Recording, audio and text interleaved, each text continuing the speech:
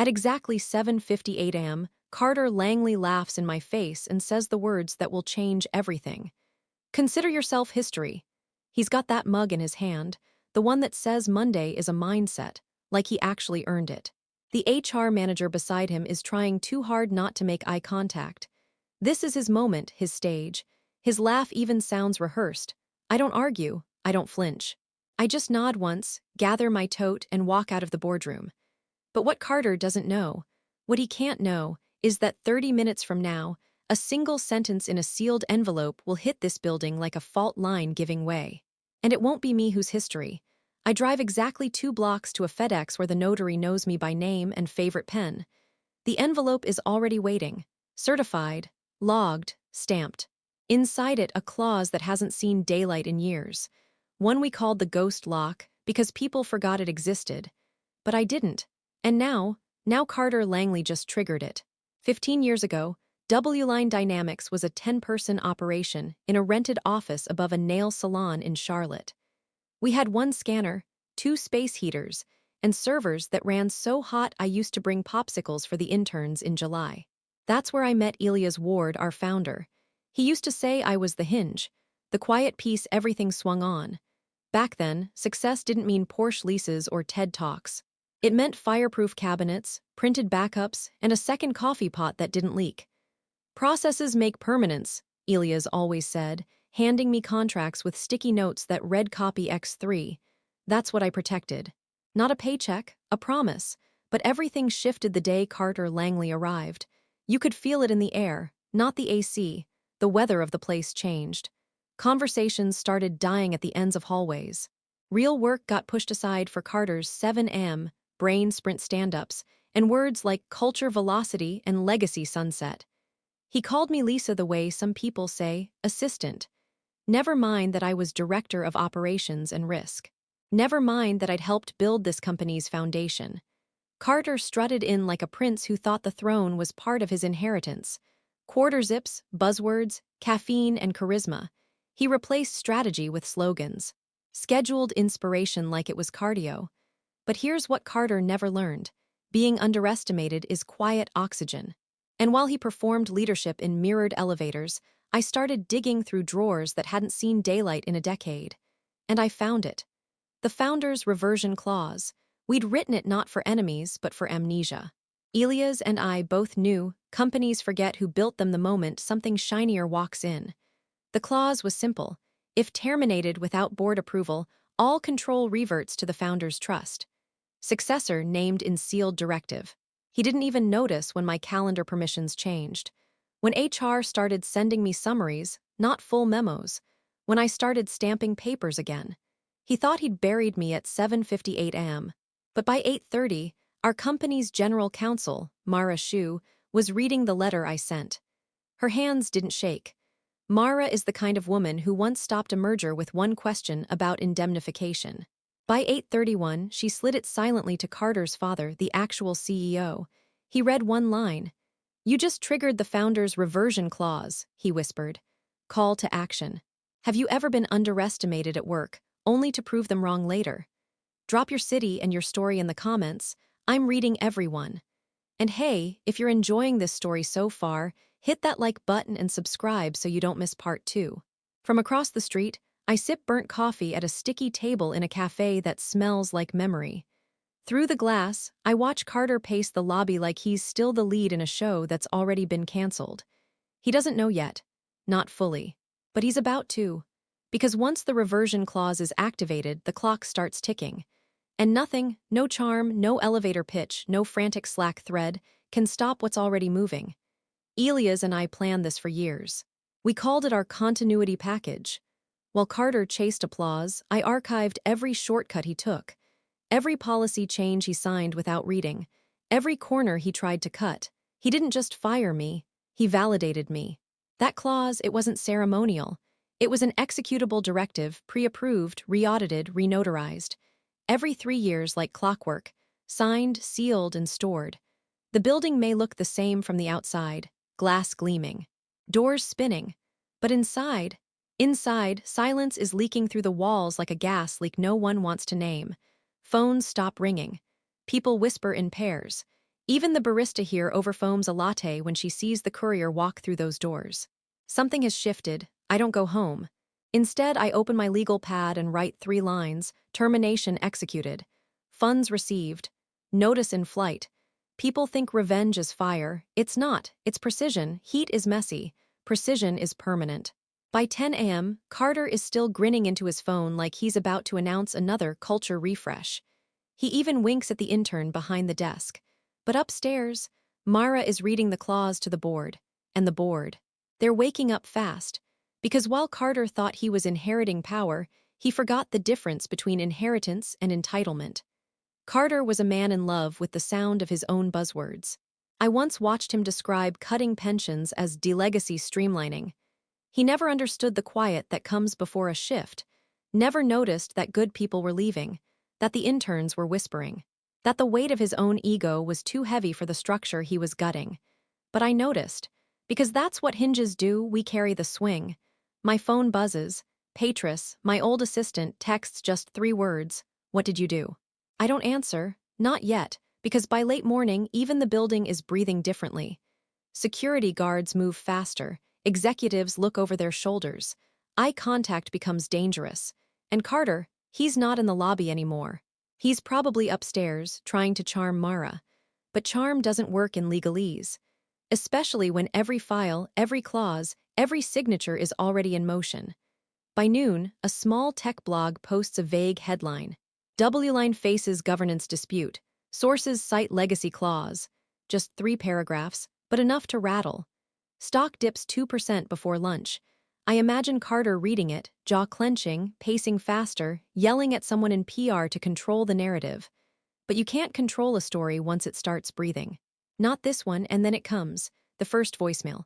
Lisa, hey, look, we might have gotten off on the wrong foot. There's been some chatter, legal stuff. Maybe we can talk. Just, give me a call when you can. I listened twice, not for the words, but the tone. Gone is the man who called me history. Now he sounds like a man realizing history keeps records. I don't call back. Silence is the reply that echoes longest. The next morning, Charlotte feels like it's holding its breath. The air outside W-Line Dynamics is heavy, tense, like a thunderstorm crouching just outside view. From my usual window seat at the cafe, I watch employees drift in, earbuds in, heads down, coffee cups trembling just a little. Most don't know what's coming, but some, they feel it. You can always tell when a company's rhythm breaks, the way conversations turn clipped, the way even interns stop humming. Inside, Carter's got a full day of pretending ahead of him, but pretending doesn't slow a clock once it's ticking. By 9 a.m., my phone buzzes again. Voicemail 2, shorter this time. The confidence is fraying. Lisa, call me, please. Just that. The voice of a man who thought control came with a nameplate, now realizing the walls don't listen to his last name. Inside the boardroom, Mara's probably been up half the night cross-checking documents, combing through compliance logs, and confirming every inch of the reversion clause. She's not the kind of woman who brings a knife to a meeting. She brings a ledger, and Carter, he's likely trying to throw words at her faster than facts can catch up. But process doesn't flinch. Patris texts me again. Half the floor is whispering. They know something's wrong. I type a reply. Stay calm, don't get pulled in. Then I delete it. Better to leave no trail. Instead, I write in my pad, voicemail 2, desperation clear. Internal whispers beginning, cracks visible. You can feel when a company's center of gravity starts to tilt. It's not dramatic at first, just subtle. Security guards walking in pairs. Conference doors left ajar. Executives hovering too long in kitchens, talking too softly. By noon, another tremor hits. A real outlet this time, TechWatch, publishes a headline, W-Line faces leadership uncertainty. Legacy clause at center of dispute. That's when panic stops being internal. Stock drops 6% in 2 hours. Now everyone's paying attention. At 3:00 p.m., the third voicemail lands. And this one cracks. Lisa, I don't know what you think you're doing, but you can't win this. My dad won't let you, the board won't let you, just call me back, okay? Before this gets worse. Before this gets worse. That line sticks, because Carter still believes this is a negotiation. He doesn't understand. The lever he's looking for already snapped in his hand. As the sun lowers behind Charlotte's skyline, I watch the company's lights flicker on, one by one. The suits move quicker now. Heads down, no small talk. Just people trying to get out before the cracks beneath them widen. Someone's crying by the revolving doors. A junior assistant, box half-packed, mascara streaked. That tells me Carter's swinging wildly now, firing people, trying to plug a leak with paper towels. But panic always accelerates collapse. I go home. No wine. No gloating, just leftover soup and the file labeled continuity package. Inside, notarized clauses. Logs, Elias' original notes, all in order. I review them like a pilot checks instruments, not out of fear, but because routine calms storms. Before bed, I listen to all 3 voicemails again. One full of swagger, one trying to reach, one cracking apart. I delete the first. I save the other 2. I name the folder Echoes because tomorrow. Tomorrow the glass doesn't just shake. Tomorrow it shatters. Thursday morning, Charlotte wakes up like any other. Trash trucks groan down 4th Street. A cyclist argues with a delivery van. The cafe doorbell sticks on its second chime. But inside W-line dynamics, the rhythm is gone. From across the street, I can see it in the way employees walk. Heads bowed, footsteps faster, conversations clipped. It's like the whole building is carrying a secret and everyone's pretending they can't hear it breathing. Then, at 9 a.m. sharp, it happens. Black sedans pull up, not investors, lawyers, 3 of them, outside counsel. Briefcases in hand, postures stiff, expressions unreadable. That's all the confirmation I need. The clause is alive, and it's biting. Inside, I know the scene by heart. Boardroom blinds half drawn, coffee going cold. Folders stacked like sandbags before a flood. Mara doesn't raise her voice. She never has to. She just lays out the facts, every stamped signature, every verified timestamp. No wiggle room. No modernization initiative can erase ink that was signed with intent. And Carter, he's unraveling. He's probably trying to talk over her, spin the word symbolic into something safe. He's done it before, when he missed a compliance deadline when a vendor threatened to walk. But you can't spin your way past a governance clause. At 10:12 a.m., Patris texts me again. It's chaos. People are saying control might revert, they're scared. I type stay calm, don't get pulled in, then delete it again. Silence protects more than secrets, it protects structure. I write one line in my pad, whispers confirmed, fear spreading. By noon, panic breaches the firewall. This time it's not a blog. It's Tech Today with a front-page story. W-line imploding. Legacy clause triggers leadership crisis. Stock dips 6%. Investor calls start flooding in. That's the moment where the corporate mask cracks, not in the boardroom, but in the market. And Carter, he's probably yelling at PR, asking for a press release. But you can't press release a clause into silence. At 3:14 p.m., voicemail 4 arrives. His voice is brittle now, stretched like old rope. Lisa, look, we can fix this. Just talk to me. My dad's furious. The board's turning on me.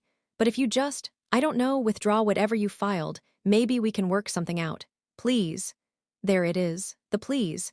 Funny how fast power curdles into pleading when process shows its teeth. Just days ago, he laughed me out of the room. Now he's begging me to undo something that was signed before he even joined the company. As evening falls, I see more people leaving early. Their faces tight. Some don't even speak. One assistant is clutching her bag like it's a lifeboat. Someone's been fired. Maybe 2. Carter's flailing, trying to pull levers that aren't there anymore. Desperation doesn't stop collapse, it fuels it.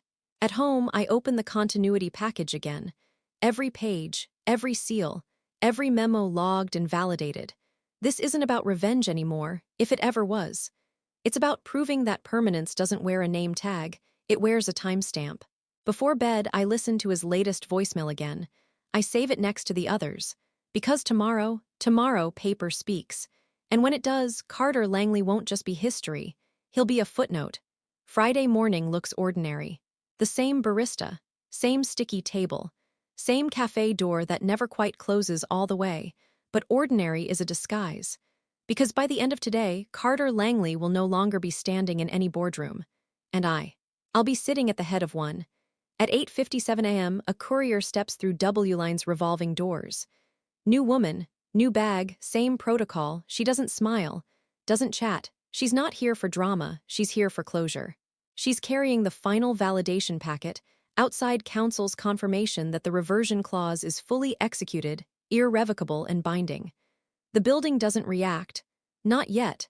But inside, I know what's happening. She's walking the long hallway, top floor, past the interns who stopped making eye contact, past the founder's photo wall that still includes me. She steps into the boardroom, places the envelope on the table, and hands it to Mara. At 9:14 a.m. I get the text, "Please come upstairs, no punctuation." That's how I know it's real. The elevator ride feels like a vacuum, no sound, just pressure. When the doors open, the receptionist stands like she's seen a ghost. She doesn't ask for my badge, she just nods. The boardroom door is cracked open. Mara stands in the threshold, clipboard in hand, voice calm as ever. "Thank you for coming." Inside, the board is quiet. Carter's father, drawn, silent, sits with both palms flat on the table like he's bracing for a wave that already broke. Carter stands near the blinds. Smaller now, no mug, no laugh, just a man trying to remember which version of himself works in emergencies. He looks at me. No smirk, just fear dressed as confusion. Mara begins. "The reversion clause has been executed and validated. The trust directive is clear." She doesn't say my name. She doesn't need to. She slides a folder to the chair, who opens it without ceremony.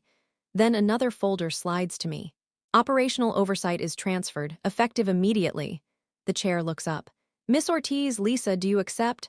I think of Elia's, the folding table, the shoe box of receipts, the first cabinet. The night we ordered pizza and someone forgot plates and no one cared. I think of his voice saying, "Copy X3, I nod once. "Yes, I accept," Carter snaps. "This is ridiculous, she's operations, she files things." "You can't just hand her," he stops. Because two security officers just stepped into the doorway behind me. They don't move, they don't need to. Good security doesn't escalate. They underline. The chair speaks, firm but fair. "Mr. Langley, you'll receive your separation agreement. We'll schedule time for you to collect personal items." Carter stares at me. "You did this." "No," I say. "Elias did, I just kept the copy." His laugh is dry and cracked. Then he pushes past the officers. The door shuts behind him. And just like that, silence returns. Not empty, not tense, just complete. We move fast after that. Mara walks me through the chain of command memos. Payroll, compliance. Client communications. "Fear breeds fastest," I say. "We calm it in order." Then the all-hands message. I already have a draft, nothing flashy, just truth. Steady hands, clear eyes. We honor our founders' safeguards and our people's work. Continuity over noise. Systems over slogans. If you build, repair, reconcile, or serve, you are the future. No signature line, no victory lap, just the message. That is the signature. Before I leave the floor, I pause at the photo wall. Elia's, young and scruffy. The first server rack with a fan pointed at it like a prayer. A Series B celebration with grease-stained cardboard and no wine glasses. Not staged, just real. Downstairs, I ask security to hold the elevators for a minute. Then I send 3 emails. To payroll, "You hold families together. Nothing changes today. Route all pressure to me." To compliance, "Meet at noon. Bring audit logs." We close loops. To the whole company, "You'll get clarity in time. Bring your lists. We solve boring problems first." Outside, the air is cooler, not triumphant, just aligned. The barista looks up as I pass. "Is it okay now?" she asks. "It will be," I say. "We're going to fix the unglamorous things. That's how companies survive." In my car, I open the Echoes folder. I listen to the first voicemail, "Consider yourself history." Then the last, "Please." I delete them both. Not for closure, for maintenance. Because good systems remove what doesn't serve. People think revenge is loud. It's not. It's the quiet weight of preparedness, of keeping promises, of understanding that when someone disrespects the hinge, they forget it's the hinge that lets the door swing back. Carter thought the morning was his, but noon belongs to the paperwork, and to the people who respect it.